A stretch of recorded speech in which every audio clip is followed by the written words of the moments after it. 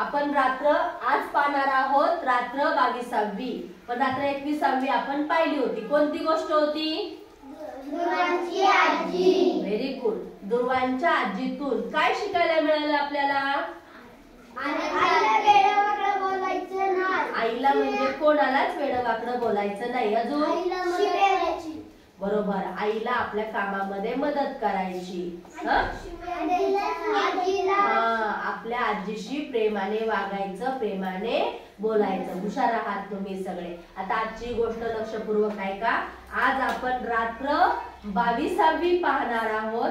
श्यामच्या आई मधली रात्र 22वी आणि आपल्या गोष्टीचं नाव आहे आनंदाची दिवाळी. आपण आपल्या गोष्टीला सुरुवात करूया. दिवाळीचे दिवस जवळ जवळ येत होते.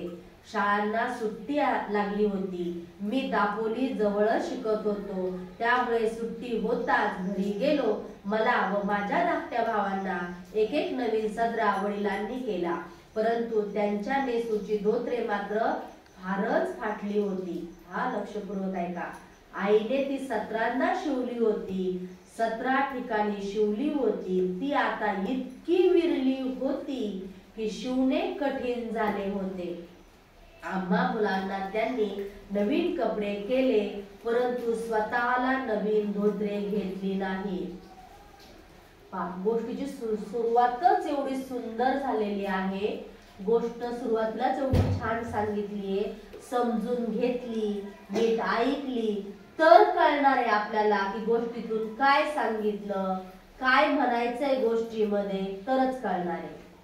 तर दिवाळी सगळ्यात तुम्हाला माहिती, दिवाळी सगळ्यांना मग ह्या दिवाळीच्या सुट्टीमध्ये आता तुम्ही सगळे नवीन कपडे घेता हो की नाही? आपल्या सगळ्यांना नवीन कपडे घेतले जातात. तसंच ह्या श्यामला सुद्धा आणि श्यामच्या भावाला सुद्धा ते आपण शर्ट म्हणतो, ते काय म्हणायचे? सदरा. ते काय म्हणायचे? सदरा. तो श्याम काय सांगतो की दिवाळीच्या सुट्टीमध्ये मी जसं तुम्ही आता शाळेच्या शेजारीच राहता, लगेच तुम्ही 2 मिनिटांमध्ये शाळेत येता तुम्ही रोज, परंतु श्याम मात्र दुसऱ्या ठिकाणी शाळेला होता. तो तिथेच राहायचा आणि शनिवार रविवारी किंवा सुट्टी असेल तेव्हा तो आपल्या घरी आई वडिलांकडे यायचा. म्हणजे श्याम आपल्या आई वडिलांसोबत रोज राहत नव्हता. अशी दिवाळीची सुट्टी लागल्यामुळे श्याम घरी आला सुट्टी लागल्यावरती, आणि घरी आल्याच्या नंतर श्यामला त्याच्या वडिलांनी एक नवीन शर्ट घेतला. त्याच्या भावाला पण एक नवीन शर्ट घेतला, परंतु श्यामच्या वडिलांनी स्वतःसाठी मात्र काही घेतलं नाही. आईने पण स्वतःसाठी काही घेतलं नाही. श्याम सांगतो की माझ्याकडे एक नवीन सदरा होता आधीचा, माझ्याकडे आधीची कपडे होती, पण तरी सुद्धा सण आहे म्हणून माझ्या वडिलांनी माझ्यासाठी नवीन शर्ट घेतला. परंतु स्वतःच धोतर इतकं फाटलं होतं, ते फाटलं की आई त्याला सुई दोऱ्यानं शिवायची. ते फाटलं की आई त्याला पुन्हा सुई दोऱ्याने शिवायची. एका ठिकाणी शिवलं की दुसऱ्या ठिकाणी फाटायचं. आई परत दुसऱ्या ठिकाणी शिवायची. दुसऱ्या ठिकाणचं शिवलं की ते परत तिसऱ्या ठिकाणी फाटायचं. आई ते परत सुई दोऱ्याने शिवायची. असं फाटलेलं धोतर आणि आईने शिवलेलं धोतर श्यामचे वडील रोज घालायचे. श्याम म्हणतो ते धोतर इतकं फाटलं होतं, जवळजवळ ते 17 ठिकाणी फाटलं होतं आणि 17 ठिकाणी ते शिवलं होतं. आता त्या धोतराची अवस्था अशी झाली होती, त्या नुसतं हाताने खेचलं तरी सुद्धा ते फाटेल, इतकं ते विरून गेलं होतं आणि इतकं ते नाजूक झालं होतं. त्यातला जीव सगळा निघून गेला होता. आणि असं धोतर माझे वडील घालत होते, तरी सुद्धा त्यांनी नवीन धोतर घेतलं नाही. म्हणजे आता जर ते एका नवीन ठिकाणी फाटलं तर ते शिवता येणं शक्य नाही, असं ते धोतर झालं होतं. आणि तरी सुद्धा एक बाप आपल्या मुलांसाठी एवढं विरलेलं आणि एवढं फाटलेलं धोतर घालत होता. का रे बाळांनो, त्या वडिलांना वाटलं नसेल का आपण पण एक छान नवीन धोतर घ्यावं? का घेतलं नसेल बरं त्यांनी रे? पैसे नसेल असं म्हणता तुम्ही, पण श्यामला तर घेतला की नवीन शर्ट?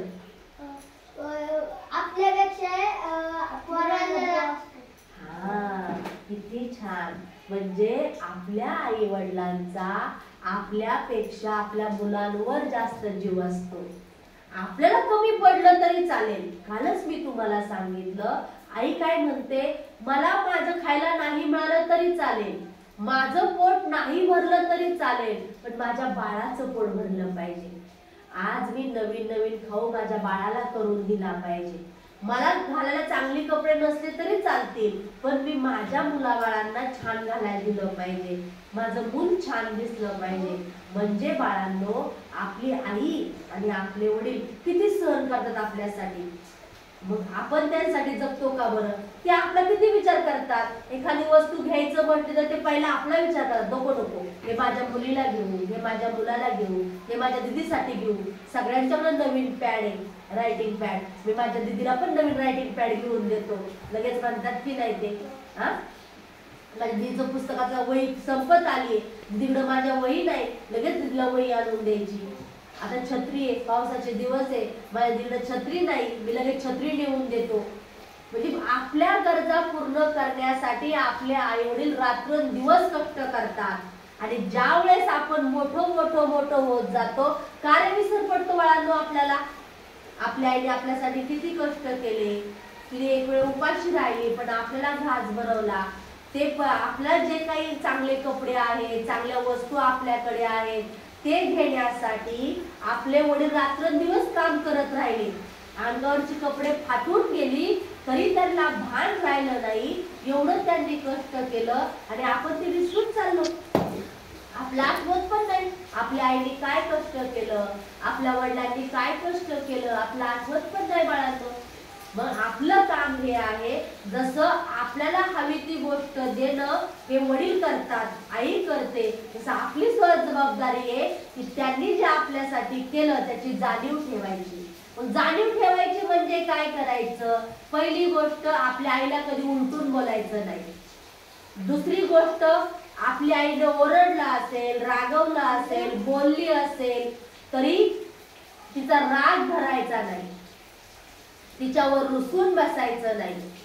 तिसरी गोष्ट, आपली आई किंवा आपले वडील आजारी असतील त्यांची सेवा करायची, त्यांना हवं नको ते विचारायचं. आणि चौथी गोष्ट, आपल्या आई वडिलांच्या कामामध्ये आपण त्यांची मदत करायची. जर ह्या गोष्टी तुम्ही केल्यात बाळांनो, तर त्यांच्या कष्टाचं चीज झालं. आता समजा ते आपल्याला वस्तू खाऊ आणून देण्यासाठी रात्रंदिवस काम करतात, मग आपल्याला त्यांना आपल्या कामाला जायचंय का? पैसे मिळवायचे का? त्यांना पैसे परत करायचे का आपल्याला?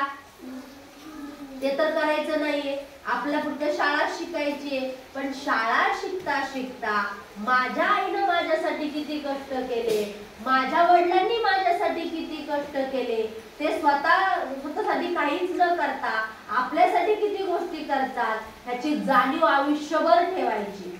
तुम्ही किती जरी मोठे झाला तरी याची जाणीव कधी विसरायचं नाही. माझ्या आईनं माझ्या वडिलांनी माझ्यासाठी किती कष्ट केले. पुढे गोष्ट पाहूया. आईला वाईट वाटत होते, कारण भाऊंचे धोतर खूप फाटले होते आणि ते आता शिवण्याच्या पलीकडे गेले होते, त्यामुळे आईला फार वाईट वाटत होते. परंतु ती काय करणार, तिच्याजवळ थोडेच पैसे होते, कितीतरी दिवसात तिला सुद्धा नवीन लुगडे मिळाले नव्हते. परंतु तिला स्वतःचे इतके वाईट वाटत नव्हते, परंतु वडिलांचे दैन्य पाहून तिचा जीव करपे. रोज फाटका भाग निऱ्यांमध्ये लपवून वडील वेळ मारून येत असत. धोत्राला पण अशा निऱ्या घातलेल्या असतात. रोज वडील काय करायचे, ती जी फाटलेली जागा आहे ना त्या निऱ्यांमध्ये लपवायचे आणि मग कामाला जायचे. म्हणजे आपलं आयुष्य किती फाटकं आहे ते जगासमोर येऊ नये आणि आपल्याला कुठली गोष्ट कमी पडू नये यासाठी आपल्या आई किती काळजी घेत असतात. इथंही आई म्हणते, मला लुगडं नाही तरी चालेल, त्याचं मला फारसं वाईट वाटत नाही, पण श्यामच्या वडिलांना धोतर नाही याचं मला फार वाईट वाटतं, असं मला दुःख होतं, नाही का, मला ते सहन होत नाही. पण माझा नाईलाज सुद्धा आहे, कारण माझ्याकडे पैसे नाही, मी कसं धोतर घेणार, मी काय करणार, हे श्यामच्या आईला सुद्धा कळत होतं. मुंबई पुण्याकडचे लोक दिवाळीत घरी येतात, दिवाळीच्या सुमारास बोटी सुरू होतात, समुद्र शांत असतो, मुंबईहून घरी येणारे लोक येताना फटाके खेळणी वगैरे दिवाळीसाठी मुलांना घेऊन येतात. माझा मोठा भाऊ पुण्यास मामाकडे शिकत होता. तो काही येणार नव्हता, परंतु पुण्याहून कोळसे आमच्या गावी आले होते. त्यांच्या बरोबर पुण्याच्या मामांनी आईला भाऊबीजेचे 3 रुपये पाठवले होते. आमच्यासाठी खाऊ पाठवला होता. श्याम सांगतो, ह्याच्या आधी कसं होतं की आमच्या गावातील लोक बाहेर गावी असायची, पुण्याला असायची, मुंबईला असायची. आणि मग असा सण असला, दिवाळी आली की मग ते काय करायचे, पुण्यावरून येताना मुंबईवरून येताना घरातल्या लोकांसाठी नवीन कपडे आणायचे, फटाके आणायचे, खेळणी आणायचे, खाऊ आणायचे. श्याम म्हणतो, माझा भाऊ सुद्धा कुठे होता, पुण्याला होता, मामाकडे होता. मग जसं भाऊबीजेला तुम्ही का भाऊबीज देता की नाही आपल्या बहिणीला एखादी वस्तू, तसं रक्षाबंधनला पण देतात की नाही, आपल्या बहिणीला आपण देतो की नाही, तसं श्याम म्हणतो माझ्या आईला सुद्धा तिच्या भावानं भाऊबीजेसाठी 3 रुपये पाठवले होते. किती? आताचे 3 रुपये म्हणजे काहीच नाही, पण त्या काळचे 3 रुपये म्हणजे खूप होते बाळांनो. आणि त्याच 3 रुपयांबरोबर खाऊ सुद्धा पाठवला होता. आता पहा, हे 3 रुपये पाहून आईला आनंद झाला. आता गोष्ट नीट ऐकली ना की तुम्हाला कळेल आईचा जीव कसा असतो. आई स्वतः आधी आपल्या मुलांचा, आपल्या घरातल्या माणसांचा कसा विचार करते हे तुम्हाला कळेल. तिने सर्वांची खुशाली विचारली. रुपये देऊन तो गृहस्थ निघून गेला. आम्ही आईच्या भोवती जमा झालो. मामाने खाऊ पाठवला, आम्हाला दे. आम्ही तिच्या पाठीस लागलो. जर्दाळू व पेपरमिंटच्या वड्या होत्या. आईने एक जर्दाळू व 2 वड्या दिल्या. माझा धाकटा भाऊ 2 जर्दाळू पाहिजे म्हणून हट्ट धरून बसला. आई म्हणाली, अरे तो तुमच्यासाठीच आहे, आज काय एकदम संपवायचा आहे. पुरून खाल्ला तर तुम्हालाच बरेच दिवस जाईल. तो म्हणाला, तर मग आणखी 1 वडी दे आणि ही बदलून दे, मला गुलाबी रंगीच दे. आईने त्याला वडी बदलून दिली, शिवाय आणखी 1 दिली. आम्ही अंगणात खेळू लागलो. चिंध्यांच्या देशी चेंडू केला होता व दबादबी आम्ही खेळत होतो. श्याम सांगतो, जे मामानं खाऊ दिला होता, आपणही घरामध्ये असंच करतो. आईने खाऊ केला की एखादा खाऊ आपण जास्त मागतो. दिवाळीला फटाके आणले की मला जास्त पाहिजे, भावाला कमी दिले तरी चालतील पण मला जास्त पाहिजे. बहीण लहान आहे, तिला नको, तिला काही येत नाही, मला जास्त पाहिजे म्हणतो ना आपण. असं खायला पण आपण काय करतो, आवडीचा खाऊ केला की मोठी प्लेट घेतो आणि आवडता खाऊ असेल तर छोटी ताटली घेतो, बरोबर ना. का, मोठ्या प्लेट मध्ये मला जास्त खाऊ मिळाला पाहिजे. म्हणजे आपल्या मनामध्ये किती स्वार्थी भावना आहे पा, जे चांगलंय ते मला मिळालं पाहिजे. असं न करता जो आई काय म्हणते, तुमच्यासाठीच खाऊ येतो. जर पुरून खाल तर जास्त दिवस तुम्हालाच जाणार आहे, तुम्हाला जास्त रोज थोडा खाऊ तुम्हाला खाता येईल. त्यासाठी आपल्या मनामध्ये की मला जास्त मिळालं पाहिजे आणि सगळ्यात जास्त खाऊ माझ्याकडेच असला पाहिजे, सगळ्या वस्तू माझ्याकडेच असल्या पाहिजे असा विचार करायचा नाही. आईने खाऊ पडताळात मुंग्यांना येतील अशा व्यवस्थेने ठेवून दिला. थोड्या वेळाने तिने मला हाक मारली. मी घरात गेलो. आई म्हणाली, श्याम, आता पहा आईने त्या पैशाचं काय केलं. अमृत शेटजींकडे जाऊन नवीन धोतर जोड्यास काय पडते विचारून ये. काय पडते म्हणजे किती रुपयाला नवीन धोतर जोडी आहे विचारून ये. त्यांच्यासाठी हवा आहे म्हणून सांग. घरात आहे का म्हणून त्याने विचारले तर गावाला गेले आहेत, उद्या येतील असे सांग. चौकशी करून येण्याला मला सांगितले म्हणून आलो असे सांग जा. आईने काय केलं, श्यामला बोलवून घेतलं. श्याम, इकडे ये आणि दुकानात जा. दुकानात त्यांना सांग की नवीन 2 धोतर जोड्या घ्यायच्या आहेत, माझ्या वडिलांसाठी पाहिजे आहेत, त्या किती रुपयाला पडतील ते मला सांगा. जर त्यांनी विचारलं भाऊ घरी आहेत का तर सांग भाऊ घरी नाही, भाऊ बाहेर गेलेले आहेत आणि मला विचारण्यास पाठवलंय म्हणून मी आलो आहे असं त्या दुकानदाराला सांग. मी अमृत शेट्टींच्या दुकानात गेलो. मोहन्या व बद्री त्यांचे मुलगे तेथे होते. मोहन्या मला म्हणाला, काय रे श्याम, काय पाहिजे? चित्रे पाहिजे असतील म्हणून आलास होय ना? मी त्याला म्हटले, चित्रे देत नाहीस मग कशाला मागू? मी तुझ्याजवळ कधी मागणार नाही, परंतु धोत्राचा भाव विचारावयास मी आलो आहे. कोणाला धोतर जोडा? तुला? त्याने विचारले. नाही, भाऊंसाठी. चांगला लांब रुंद हवा, पोत चांगले हवे. किंमत काय ते विचारावयास मी आलो आहे. 2-3 नमुने दे, ते मी घरी दाखवून आणतो असे मी सांगितले. मोहन्या मारवाड्याने 2-3 प्रकारचे धोतर जोडे दिले. अमृत शेठ म्हणाले, दाखवून लवकर आण हो श्याम. आम्ही काही घरी ठेवणार नाही व ठेवले तर पैसे देऊ असे मी अभिमानाने म्हटले. श्यामला वाईट वाटलं. ज्यावेळेस श्याम विचारायला गेला दुकानामध्ये त्यावेळेस श्याम म्हणतो, अशा 2-3 प्रकारच्या धोतर जोड्या दाखवा, आमच्या भाऊंना हवे आहेत आणि त्याचे किती रुपये आहेत ते पण सांगा. पण त्यावेळेस शेठजी कसे म्हणाले की घरी घेऊन चाललायस पण लवकर आणून दे. श्याम स्वाभिमानी होता, अभिमानी होता. श्याम म्हणाला, आम्ही काय घरी ठेवून घेणार नाही आणि ठेवून घेतले त्याचे पैसे मी मात्र तुम्हाला आणून देईल. तुझ्या जवळ भारी झालेत वाटते पैसे, बापाजवळ तर फद्या नाही, अमृत शेठ म्हणाले. आता त्याच्याकडे पैसा होता त्यामुळे त्याने कसं चिडवलं पहा श्यामला. हा, तुझ्याकडे खूप पैसे झाले वाटतं, तुझ्या बापाकडे तर रुपये दमडी नाही आणि तुझ्याकडे खूप पैसे झाले का? अशा ह्यानं काय केलं, त्या शेठजीनं श्यामला चिडवलं. श्याम म्हणतो, मला ते शब्द ऐकून वाईट वाटले. आणि असं तिसरा माणूस म्हणतो, तुझ्या बापाजवळ पैसा नाही, तुझ्या बापाजवळ घालायला कपडे नाही. हे ऐकून मला वाईट वाटलं. म्हणजे दुसऱ्या माणसाने मला असं म्हणावं, माझ्या वडिलांचा अपमान करावा. माझ्या वडिलांचा मान ठेवता येत नसेल तरी चालेल, पण त्याचा अपमान करू नका, हा भाव श्यामच्या मनामध्ये होता. अनेक शेठजींनी असं बोलल्यामुळे श्यामला वाईट वाटलं. अमृत शेठांचे आम्हाला कर्ज होते म्हणून ते तसे बोलले. स्वाभिमानाने जगू म्हणणाऱ्यांनी मरावे, परंतु कर्ज काढू नये. मी ते नमुने घेऊन घरी आलो, आईला दाखवले. त्यातील आईने एक पसंत केला.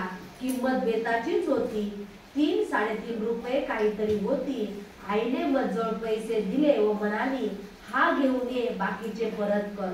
मी धोतर जोडे परत केले, एक विकत घेऊन आलो. आईने त्याची 2 पाने निरनिराळी फाडली व त्या प्रत्येकाला कुंकवाचे बोट ठेवले. आता हे सगळं चाललेलं आहे ना, ज्यांच्यासाठी चाललंय त्यांना माहिती का रे हे? त्या भाऊंना हा विषयच माहित नाही, कारण ते पैसे आईसाठी भाऊबीजेचे आले होते. जर तुम्हाला मुलींनो तुम्हाला विचारते मी, आपल्या भावाने आपल्याला जर पैसे दिले, आपण जर आईकडे दिले, आपण लगेच काय म्हणतो? जर समजा तुमच्या भावाने तुम्हाला 100 रुपये भाऊबीजेला ओवाळताना टाकले आणि ते पैसे आपल्या परत आईकडे ठेवायला द्यायचे, आपण काय म्हणतो? हा, काय म्हणतो? आई, हे माझे पैसे आहेत बर का. लगेच काय म्हणतो? बरं, आपण कामाला गेलतो का? आपण कमवून आणले का? आपल्याला कुणीतरी दिले तरी लगेच आपण काय म्हणतो? हे माझे पैसे. थोडे दिवस झाले की आपण, आई दे माझे पैसे, मला खाऊ खायचा आहे, मला ही वस्तू आणायची, दे माझे पैसे, मला माझ्या गल्ल्यात टाकायचे. बरोबर ना? म्हणजे आपण लगेच माझं म्हणतो. पण त्या आईने केला का नाही असा विचार? माझ्या भावाने मला भाऊबीजेला पैसे पाठवले, ते मी माझ्यासाठी खर्च करायला पाहिजे. पण आईने तसं केलं का? नाही. आईने भाऊंचा विचार केला आणि भाऊंसाठी धोतर जोडी घ्यायचा प्रयत्न केला. वडील गावाहून परत आले.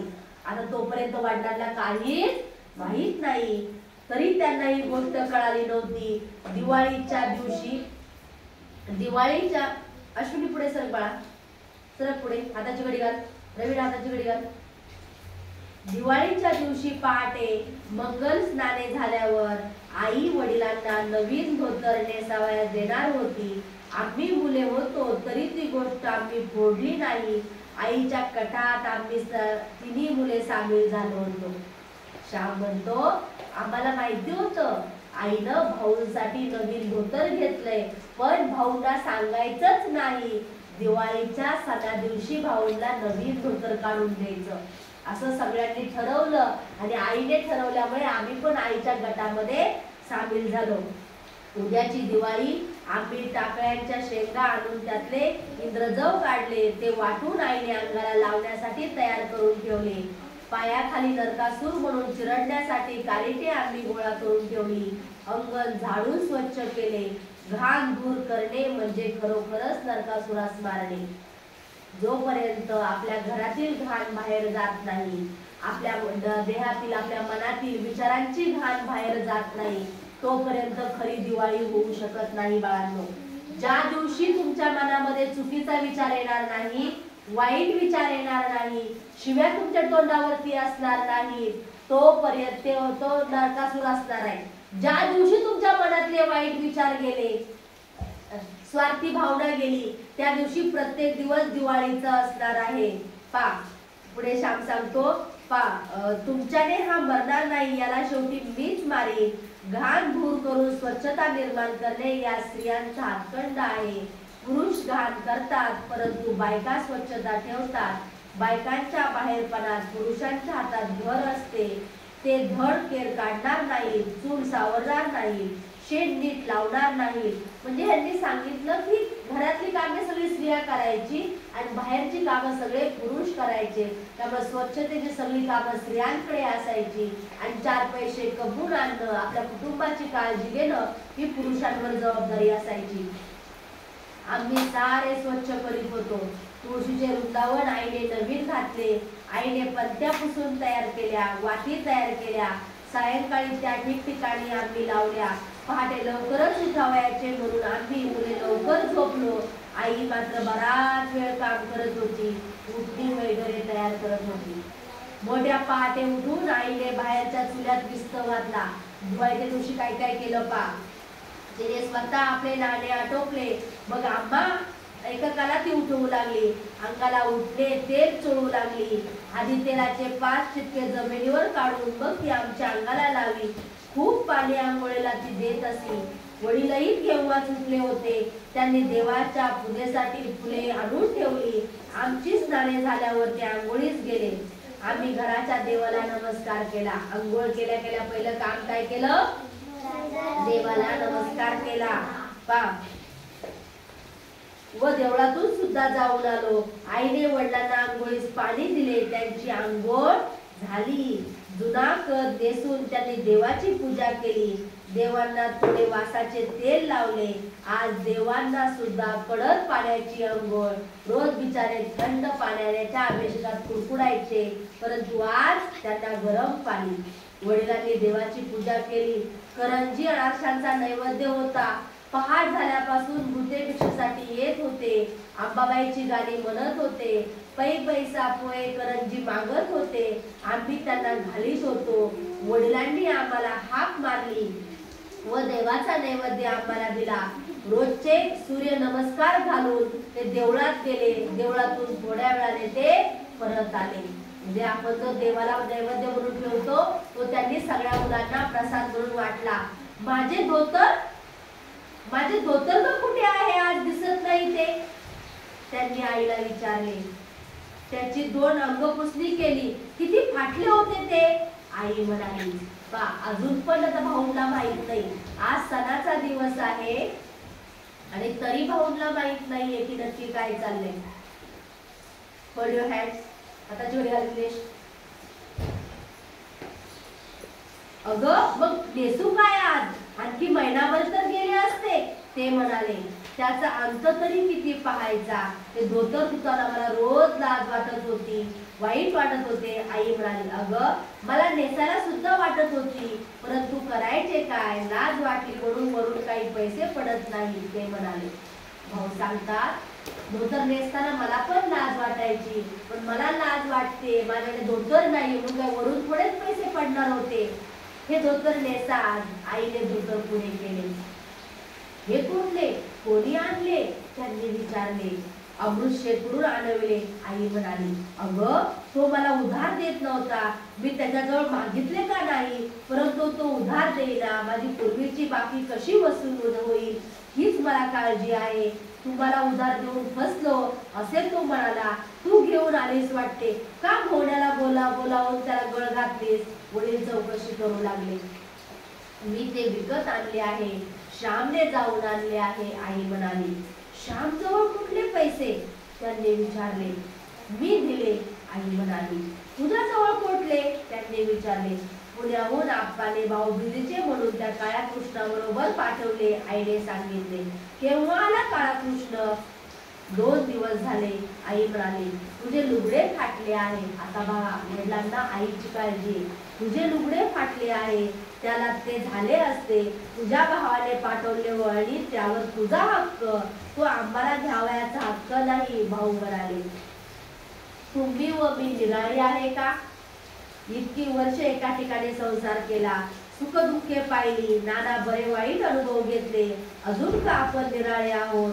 माझे सारे तुमचेच आहे, तुमचे सारे माझेच आहे तरी काय आपला जवळ? तुम्ही नवीन धोतर नेसलात म्हणजे मीच नवीन लुगडे नेसल्यासारखे आहे, त्यातच माझा आनंद आहे. नेसा, मी त्याला कुंकवाचे बोट लावले आहे. आई म्हणाली. म्हणजे यातून शिकण्यासारखी एक गोष्ट आहे. आपल्या आधी आपल्याला चांगलं वाटण्यासाठी, आपल्या आनंदाचा विचार करण्यासाठी आपण समोरच्याच्या आनंदाचा विचार करायचा. माझ्या आईला कशामुळे आनंद मिळेल, माझ्या वडिलांना कशामुळे आनंद होईल, माझ्या घरातले आजी आजोबा भाऊ यांना कशामुळे आनंद होईल याचा विचार आधी करायचा. पण आपण नेमकं काय करतो? उलट. आपण काय करतो? काय करतो आपण आपलाच विचार करतो. मला कसा आनंद होईल, मला कसं सुख वाटेल, मला कसं चांगलं वाटेल, याचा स्वार्थी भावनेने आपण विचार करतो. मी नवीन धोतर नेसावे व तुला नवीन लुगडं नसावे याचे मला नाही का वाईट वाटणार? तुला आनंद होत आहे परंतु मला दुःख होत आहे. तू आपल्याला आनंद मिळवलास आणि मला त्यांच्याच्याने बोलवेना. भाऊला एवढं रडू आलं की भाऊ म्हणतात, मला नवीन धोतर घेतलं तर तुला आनंद झाला ग, पण मी नवीन धोतर नेसतोय पण तुझ्याकडं जुनच लुगडं आहे, तुझं लुगडं फाटकं आहे, मला आनंद कसा होईल? मला फार दुःख होतंय की आज माझ्याकडे नवीन धोतर आहे पण माझ्या पत्नीकडे मात्र जुनच लुगडं आहे, ते सुद्धा खूप ठिकाणी फाटलेलं आहे. आणि हे सगळं विचार केल्यामुळं भाऊला रडू आवरेना, भाऊला पुढे बोलताच येईना. माझा आनंद तो तुमचाच आहे. तुम्हाला बाहेर 4 चौघात जायचे असते, गंगू आपाकडे आज सोंगट्या खेळायला बोलावतील, गेले पाहिजे. आज मलाच कुठे जायचे आहे बाहेर, पुढे सवड झाली की आधी मला लुगडे घ्यावे असे उगीच मनाला लावून घेऊ नये. आता आई भाऊंची समजूत घालते, तुम्ही काय मनाला लावून घेऊ नका. मला काय पुढे बाहेर 4 चौघात जायचं नाहीये, पण तुम्हाला गावात जायचं असतं, 4 चौघात जायचं असतं.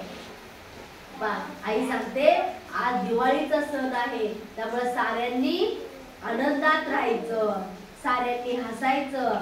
आम्हाला आनंद देण्यासाठी तरी आनंदित व्हा असं आई भाऊंना सांगते. कारण भाऊंना खूप रडू यायला लागलं की आपण आपल्या पत्नीसाठी लुगडं सुद्धा घेऊ शकत नाही. त्यामुळे भाऊंना खूप रडू येत होतं. त्यावेळेस आई सांगते, आज दिवाळीचा सण आहे, सगळ्यांनी आनंदात राहायचं, हसत राहायचं, आपल्या मुलाबाळांसाठी तरी आनंदी राहा, असं दुःखी राहू नका. तुझ्यासारखी जन्माची सोबतीन व अशी गोड व गुणी मुले असल्यावर मी का आनंदी होणार नाही? मी दरिद्री नसून श्रीमंताहून श्रीमंत आहे. आजच्या पाठातलं शिकण्यासारखं सगळ्यात महत्वाचं वाक्य, मी दरिद्री नसून श्रीमंताहून श्रीमंत आहे. का? मनाची श्रीमंती सर्वात मोठी असते बाळांनो. पैशाच्या श्रीमंतीपेक्षा मनाची श्रीमंती सर्वात जास्त असते. काय सांगाल तुम्ही? पैशाची श्रीमंती मोठी आहे का मनाची श्रीमंती मोठी आहे? मनाची. मग आज आपण काय शिकलो? पैशाच्या श्रीमंतीपेक्षा मनाची मनाने आपण श्रीमंत असलं पाहिजे. पुढे काय म्हणते, मग मी का हसणार नाही, का सुखी होणार नाही, आण ते धोतर असे म्हणून आईच्या हातून ते धोतर त्यांनी घेतले व ते नेसले. देवांना त्यांनी नमस्कार केला. म्हणजे जेव्हा जेव्हा आपण नवीन एखादी कपडे घालतो, नवीन वस्तू घेतो, आपण पहिला देवाला नमस्कार करतो. वडिलांचे ते सुचे धोतर पाहून आम्हालाही आनंद झाला, कारण आज माझ्या वडिलांनी नवीन धोतर घातलं होतं. आजपर्यंत माझे वडील फाटके धोतर घालून जात होते, परंतु आज मात्र माझ्या वडिलांनी नवीन धोतर घातलं होतं. परंतु खरा आनंद जर कोणाला झाला असेल तर तो माझ्या आईला. तो अनुभव स्वतःच अनुभवून पाहायचा असतो. प्रेमपूर्वक, आता सगळ्यात शिकवण महत्वाची, प्रेमपूर्वक त्यागातील आनंद, त्याची चव तसे करीत गेल्याने समजू शकते. एकदा चटक मात्र लागली पाहिजे. म्हणजे आई स्वतःला लुगडं घेऊ शकली असती, परंतु आपल्या माणसासाठी त्याग करायचा असतो. त्याग म्हणजे काय? त्याग करायचा म्हणजे काय? आपल्या आधी आपल्या घरातल्या माणसांचा विचार करायचा, तो पण प्रेमाने, तो सुद्धा प्रेमाने करायचा असतो. जोपर्यंत आपण प्रेमाने करत नाही तोपर्यंत त्या त्यागाला उपयोग नाही. समजा 2 कॅडबरी आणल्या आणि आईने सांगितलं एक कॅडबरी दीदीला दे, मी नाही देणार. एक कॅडबरी दीदीला दे, मी नाही देणार. पुन्हा आईने सांगितलं एक कॅडबरी दीदीला दे, त्यावेळेला आपण ती फेकून देतो, बरोबर ना? घे तुला. आपण त्याग केला, पण प्रेमाने केला का? मनापासून केला का? आनंदाने केला का? आई रागवली म्हणून आपण केला, परंतु जेव्हा आपण स्वतःहून, आपल्याला स्वतःहून वाटलं पाहिजे आनंदाने आणि आपल्या प्रेमाने, आपल्या आईसाठी, आपल्या वडिलांसाठी, आपल्या भावंडांसाठी, आजी आजोबांसाठी जगता आलं पाहिजे.